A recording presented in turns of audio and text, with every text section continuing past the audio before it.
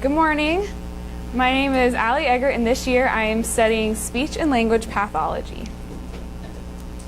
A little bit about me. I'm a senior here at Frisco High School, and this is my second year in ISM.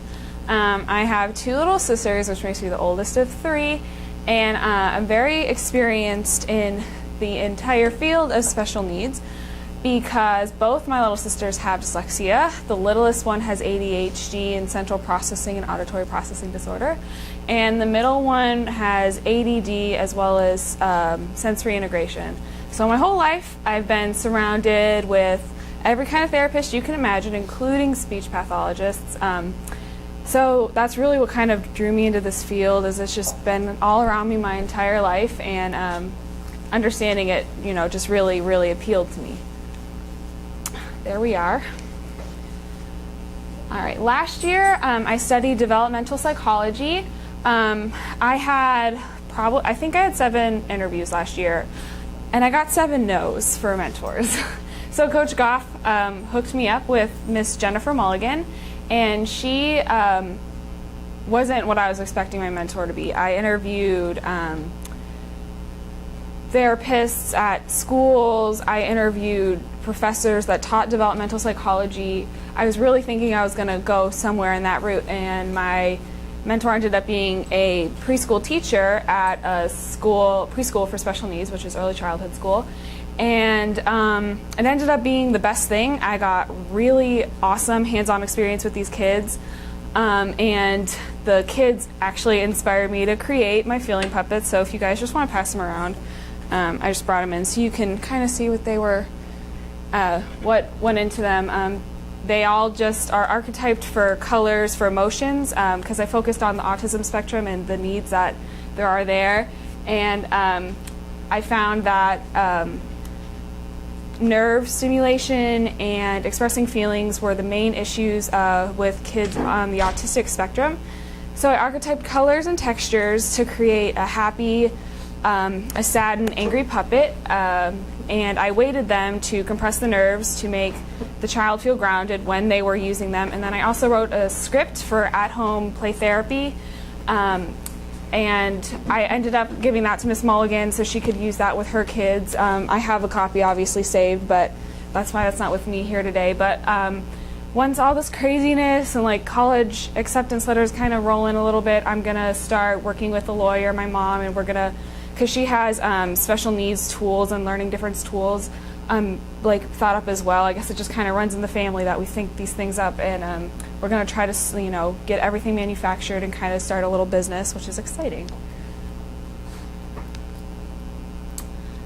Okay, so this is just a little 2-minute video on kind of like an overview of the field. Do you mind pressing play for me?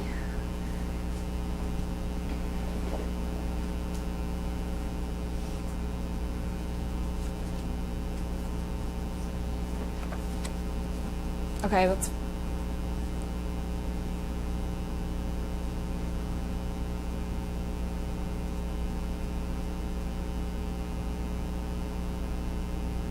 Speak for granted.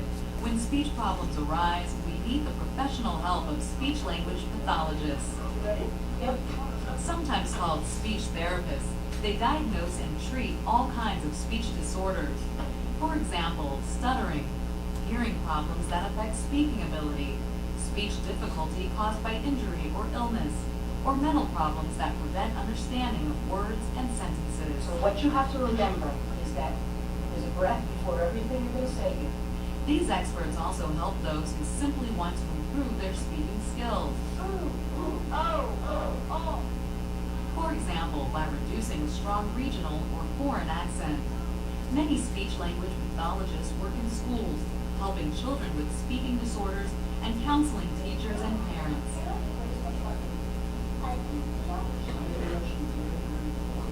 Others treat patients in hospitals, medical centers, private clinics, and nursing care facilities. The work week usually follows standard business hours. The emotional needs of patients and their families can be demanding. In addition to patients, pathologists must be able to explain complex issues in ways that can be easily understood. He's doing well despite the cold, right? They need to operate testing devices, and diligently report results. Qualifications are a master's degree in speech-language pathology and 9 months of postgraduate clinical work. They must also pass a national examination by the Educational Testing Service. Most states require speech-language pathologists to be licensed. As the elderly population increases, more people become prone to speaking disorders. Of course. And will turn to speech-language pathologists to help them lead better lives.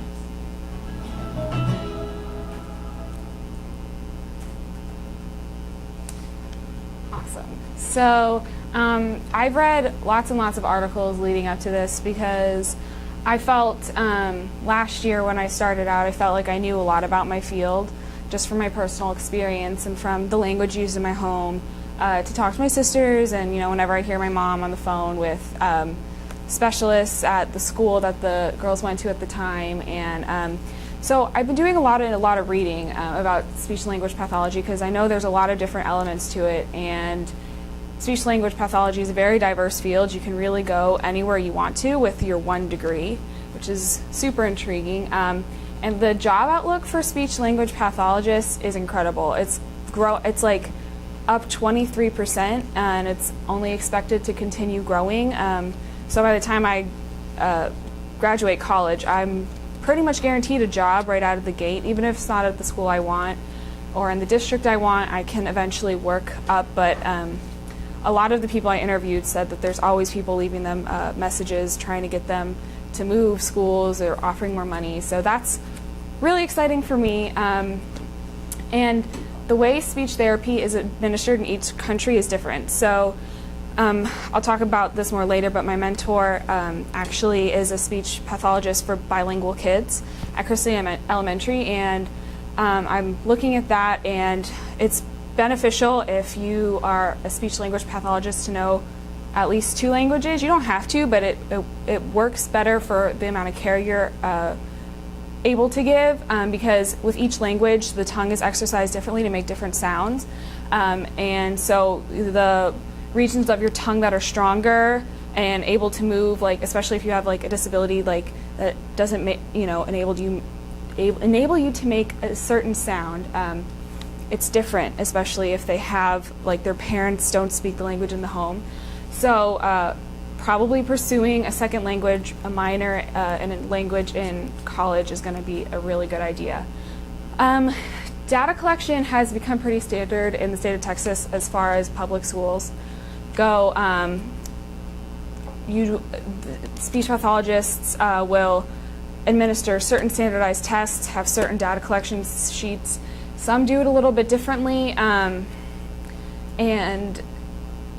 I mean, everyone's going to be different a little bit, but they have pretty much set standards in the state of Texas. Some I don't really agree with, which is something I might want to be looking into for my original work and product. But that's pretty interesting. And EPB is basically a way that treatment is administered in speech-language pathology, and it really enables patient speech pathologist interaction, and it's stunting the growth of the field because the use of EPBs is down significantly. And so I'm going to try to do research into that and see if that could be somehow integrated into the school systems. And I'm lucky actually that I didn't know I was going to do speech pathology at the beginning of last year, but all my studies from last year are kind of leading into this year, just as far as knowing what kids are capable of developmentally speaking, at what ages they are. So that all kind of like leads into like integration back into like how they're able to use what they've learned in speech pathology. And working with kids, this is extremely essential, because if they're beginning to get frustrated at the way you're drilling or at the exercise, you need to know how to navigate and be able to kind of assess their state and what kind of factors as far as other impairments might be leading into that would make treatment a little bit more tricky or require maybe like some rerouting of the plan you had. Okay, so my interviews, I did 5. I'm actually kind of going to go out of order, but this was my second interview. Miss Anna Rotter, she is a speech-language pathologist at Christie Elementary. She is not a speech pathologist that a lot of them like have two schools that they jump back and forth. She stays stationed at Christie.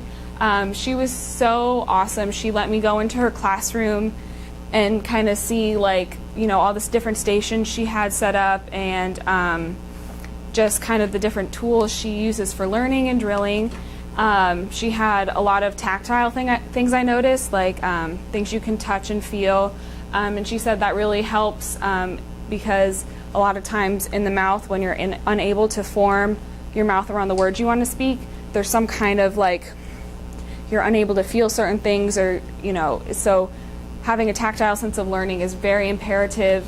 Just it helps the entire body kind of understand the drill and kind of helps you have better memory retention.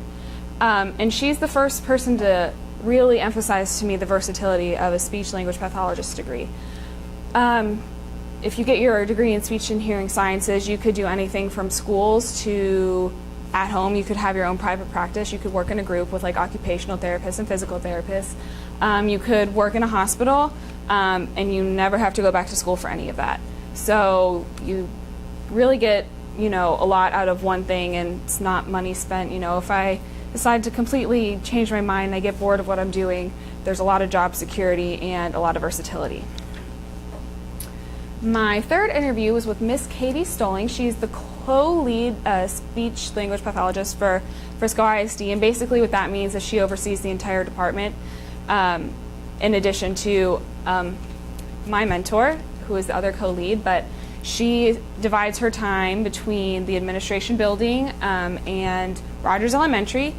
She is very key in facilitating ARDS because she is the head of the department and she oversees all kind of special needs for all the kids in the speech and hearing sciences kind of category for the district. My interview with her was more life lessons than anything. She was really sweet about it. She told me an open mindset is the best mindset to have. And I think sometimes in this course a little bit, we get so excited about what we're doing and then we have tunnel vision. And so she's like, I understand and I appreciate your passion. Just kind of have an open mindset, going to college, ready to have a good time and ready to kind of figure out who you are even more, even if you think you have it figured out. And to just kind of maybe explore more speech pathology as well as other fields. Okay, and then my fourth interview was with Miss Brooke Johnson. She is a SLP at Coyote Ridge Elementary in Louisville Independent School District. She's the first woman to kind of show me data collection sheets. And basically what they are is in the state of Texas, the child is tested. And they go through a series of tests. I know my sisters my mom has my sister's ARD meeting today actually, but they go through lots and lots and lots of tests. And then there's lots and lots and lots of paperwork. And then they have this big meeting. And basically everyone that has tested the child and all the child's teachers get together in a big room with the parents. And they talk about what the needs and what the test results are for that particular child. So once they figure out whether or not they qualified for an ARD, what that would entail as far as what they would receive in school, they would be whether they're going to be pulled out for an hour, 30 minutes, what their specific goals are going to be, because some children curve their R's, like if you ever heard a kid say wabbit instead of rabbit, or they have a lisp. Some don't curve their R's and some don't have lisps, so you kind of have to figure out and prioritize goals before you ever even meet with your child, just based on what the testing kind of showed. And then you go from there, and then you meet with them. And once you start meeting with them, then you can kind of, really set the goals in place, and then you start drilling from there. And so she really emphasized how important it is to kind of juggle, because she has 56 students at the moment, all under her personal care that she's attending to all by herself. And she'll have like classes of like 12 kids at a time, and they could all be working on different goals. And so her data collecting sheets kind of cater to that, where it's just quick little symbols and notes that indicate certain progress levels that are being made and kind of lead into maybe if one goal is accomplished, what the next goal is going to be, until they can eventually maybe be tested out with speech therapy and then just kind of use what they learn and then go out and just kind of try to be, apply what they learned. So she said observation is key but difficult. 12 kids in a room, all with different goals, all in elementary school. Whew, like it could get overwhelming, and I could see it very easily, but if you're not paying attention to the signals that the child is sending you bodily, as well as what they're saying to you, it could really slow down the process of rehabilitation and achieving goals. Okay, and then my last interview was with Miss Christina Martin. She is a traumatic brain injury speech pathologist at Baylor Rehabilitation Hospital. Basically, Baylor is attached, or the rehab center is attached to the actual hospital, and patients, once they have been treated for, whether it's a gunshot wound, a car accident, whatever may have happened, they go right into the rehab, and she sees them, and she works with the medical team, and the doctors give like a prescription kind of for speech therapy, and they work as a team, and she will go around maybe with a couple other speech therapists if the case is really bad, like if the person like barely made it out of surgery alive, let alone are they ever going to be able to talk again. And so that is really time consuming, and she said because she has a little baby girl now, it's been really tough on her schedule because she needs to have a very tight schedule because brain injury is just not something you mess around with. And she said that because I told her that up to this point I'd only been really looking at school speech language pathologists, that it takes a very different kind of personality to kind of be able to fill the shoes of what someone would need with a traumatic brain injury. She said, children are easily rehabilitated, especially elementary school. I mean, not easily, but they're rehabilitated easier than someone with a traumatic brain injury because their brain is still growing, developing. There's the possibility of rewiring, actually. And so she said that detachment is key, and not being too set on like a good outcome, because some cases are just too far gone. If you have a stroke and your throat muscles just are degenerating, there's very little that they can do for you, if they've already exhausted all their surgical options. So what I learned from that is I basically want to stay in schools. Seems more fit to my personality. I don't know if I'd be able to handle some of the stuff she was telling me, but I really admire her and her work. So, all right, and now for my mentor. She was my first person I contacted. She is the co-lead speech pathologist with Katie Stillings for the district, and she works at Christie Elementary, which is, I think it's the only bilingual elementary school in our district. It's awesome in there. All the teachers, like front desk people, all the staff speak Spanish as well as English. So the atmosphere is amazing in that school. It's such a communal kind of thing because they feel, because of their bilingual aspect, it's like this really cool thing, because how many schools in the U.S. have a bilingual program? And she works exclusively with bilingual students. She gives them speech therapy in Spanish, as well as helping them learn English and forming their mouth around the words, because if any of you have taken a foreign language and trying to pronounce some words is difficult. So she's like a teacher and speech pathologist all in one. It's amazing. She's a very busy lady, but she handles it very well. So she has such a passion for her field, and that is one of the main reasons I asked her to be my mentor in the first place, is because she came out when I was waiting for her in the waiting room. She came out, and she just came out, and she gave me a hug, and she was like, "Okay, let's do this interview. My kid's at ISM. I know you're probably nervous. Let's do this. Speech pathology is a great field." And that's something actually I noticed with all the speech pathologists I talked with. They're all very passionate about what they do, which is really cool because last year I talked with some people that kind of maybe hated their life just a little bit in developmental psychology. So meeting and talking with people that are really passionate makes you really excited. So I'm really excited for this year with her. We actually had our first mentor visit last Monday. Yes. And she is actually who got me my interview with Anna Rotter, who is the speech pathologist for the English speakers at the school. And she talked to me a lot about specializing. So there are a lot of options in speech pathology that you can choose to just be general, but you can also specialize in speech language, social skills associated with language, vocal skills, fluency, cognitive, eating and swallowing disorders as well.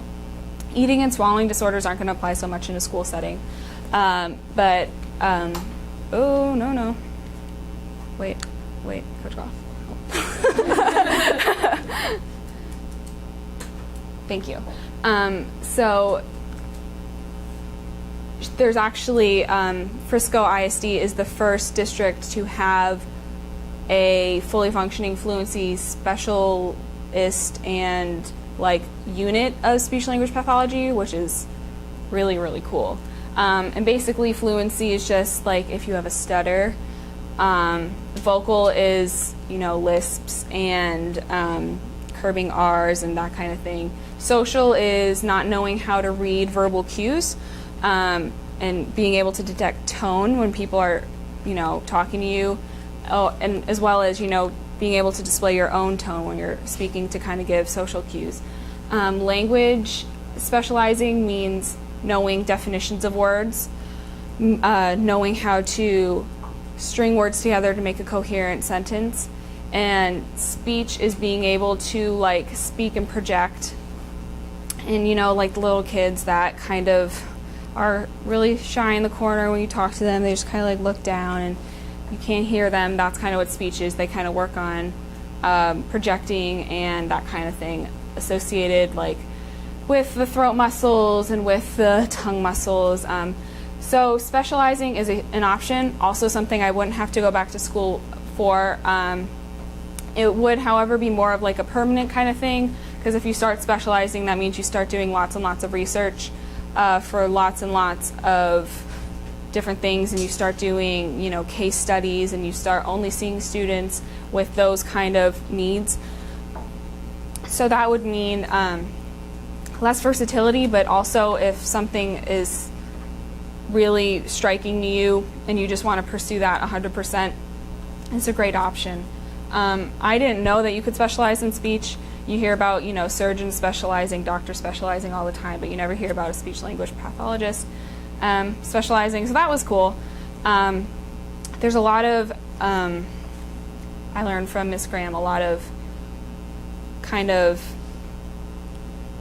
stigma attached to specializing, because she said that people kind of just want everything to be blanket statement in Texas. So kind of breaking out of that norm in Frisco, the fact that someone was able to do that is pretty awesome. And so when I started talking with Miss Graham at our mentor visit, she's already thrown a million ideas at me for product, and something we're kind of looking at right now is bilingual products for kids.